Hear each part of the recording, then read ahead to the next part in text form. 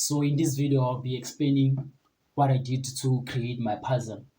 So what I did was to brainstorm what I will need, materials, and shapes that I'm going to use and colors. So this is my product, but let me tell you how I went about to create this puzzle. Let me do this, separate them.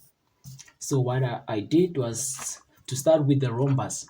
So this is a rhombus, but I thought if I have rhombus and then put another rhombus here, I'll only have a translation.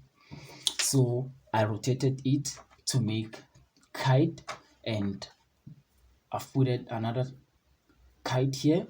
So this gives me translation and at the same time rotation. So it was rotated like this. So this is a rotation. And then to create the reflection, I took two triangles and joined them with the kite to create reflection. So this is reflection.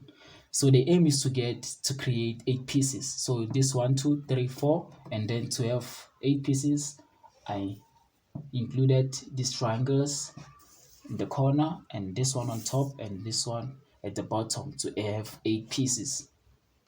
So this one also creates reflection. So the skills I acquired was to be a problem solver, critical thinker, and pattern maker. I've learned how to measure also.